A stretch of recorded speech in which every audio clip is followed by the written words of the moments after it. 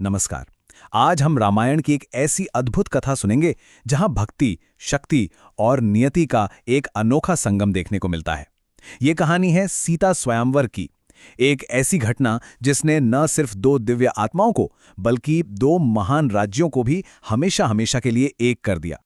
तो सवाल यह है कि आखिर वो कौन सी परीक्षा थी जिसे उस युग के बड़े बड़े योद्धा भी पार नहीं कर पाए, जिसमें सैकड़ों राजा, यहां तक कि महाशक्तिशाली रावण भी हार गया। चलिए इसी सवाल के साथ कहानी की गहराई में उतरते हैं। कहानी हमें ले चलती है जनकपुर के भव्य दरबार में, जहां का माहौल उम्मीद और उत्सुकता से भरा हुआ है। राजा जनक ने एक बहुत बड़ा आयोजन किया है और उसी सभा में महर्षि विश्वामित्र के साथ पधारे हैं अयोध्या के दो सुंदर राजकुमार राम और लक्ष्मण। अब आगे बढ़ने से पहले ये समझ लेते हैं कि ये स्वयंवर आखिर था क्या। देखिए, ये सिर्फ एक शादी का समारोह नहीं था। ये तो योग्यता और सम्मान की एक बहुत बड़ी परीक्षा थी। एक ऐसा अवसर जहां एक राजकुमारी को अपनी इच्छा से अपना जीवन साथी चुनने का अधिकार मिलता था। तो आप समझ सकते हैं कि दांव पर सिर्फ एक रिश्ता नहीं, बल्कि बड़े बड़े राज्यों का मान सम्मान और भविष्य भी लगा हुआ था। और शर्त भी कोई मामूली नहीं थी। राजा जनक की शर्त थी कि जो कोई भी भगवान शिव के दिव्य धनुष पिनाक को उठाकर उस पर डोरी यानी प्रत्यंचा चढ़ा देगा, उसी से सीता का विवाह होगा। तो ये सिर्फ ताकत की परीक्षा नहीं थी, ये तो आंतरिक दिव्यता और पात्रता की भी परीक्षा थी। तो बस इस चुनौती की खबर सुनते ही दूर दूर से बड़े बड़े राजा महाराजा, जिन्हें अपने बल पर बड़ा अभिमान था, जनकपुर में इकट्ठा होने लगे। हर किसी की आंखों में एक ही सपना था, राजकुमारी सीता को अपनी पत्नी बनाना। जरा सोचिए तो, कौन कौन अपनी किस्मत आजमाने आया था। कोई छोटे मोटे योद्धा नहीं, बल्कि उस समय के सबसे बड़े शूरवीर। यहां तक कि लंका का महाशक्तिशाली राजा रावण भी वहां मौजूद था। इसी बात से चुनौती की गंभीरता का अंदाजा लगाया जा सकता है।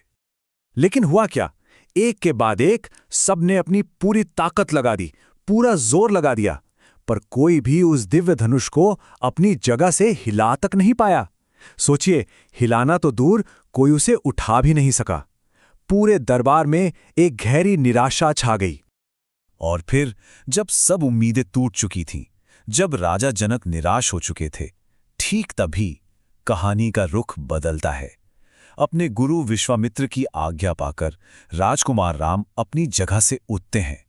उनके चेहरे पर कोई अहंकार नहीं था, बस एक शांत और विनम्र भाव था।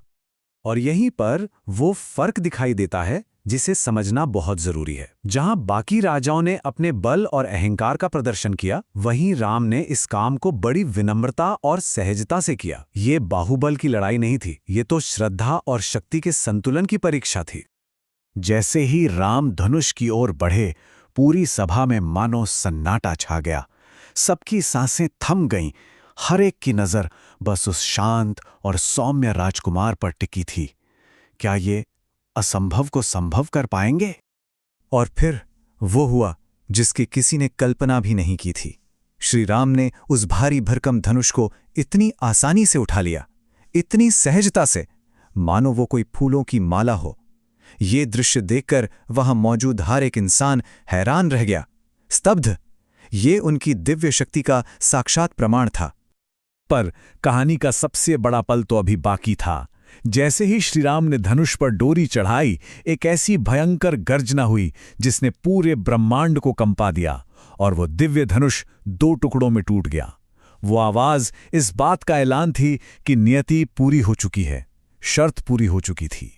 तो इस अद्भुत जीत के बाद कथा एक बहुत ही आनंदमय पड़ाव पर आ जाती है।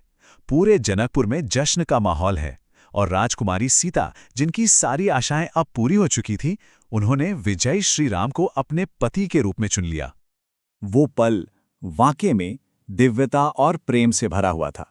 राजकुमारी सीता वरमाला लेकर आगे बढ़ीं और उन्होंने वो माला श्री राम के गले में पहना दी। कहते हैं उस समय देवताओं ने आकाश से फूलों की वर्षा की। स्वयंवर का पवित्र उद्देश्य सफल हो चुका था। और ये उत्सव तब और भी बड़ा हो गया जब अयोध्या से स्वयं राजा दशरथ जनकपुर पहुंचे।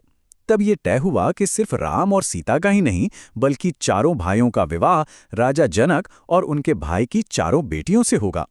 इस तरह राम का विवाह सीता से, लक्ष्मण का उर्मिला से, भरत का मांडवी से और शत्रुघ्न का श्रुतकीर्ति से संपन्न हुआ। ये दो महान राज्यों का एक संपूर्ण और पवित्र मिलन था। देखिए, ये कथा सिर्फ एक विवाह की नहीं है, इसके पीछे एक बहुत ही गहरा संदेश छिपा है। एक ऐसा संदेश जो आज भी उतना ही सच है। तो चलिए इस संदेश के मर्म को समझते हैं। तो इस पूरी कथा से हमें सबसे बड़ा सबक क्या मिलता है? वो ये है कि श्री राम की सफलता सिर्फ उनकी शारीरिक शक्ति की वजह से नहीं थी। ये तो उनके अंदर के गुण, उनकी पवित्रता और उनकी दिव्य समझ का नतीजा थी।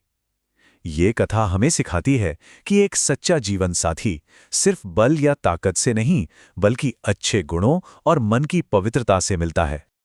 और आखिर में ये कथा हमें एक बहुत जरूरी सवाल के साथ छोड़ जाती है। आज के दौर में जहां रिश्ते अक्सर बाहरी दिखावे और भौतिक चीजों पर टिके होते हैं, क्या दिव्य साझेदारी का ये आदर्श, ये विचार हमें कोई सही रास्ता दिखा सकता है? इस पर सोचना वाकई सार्थक होगा।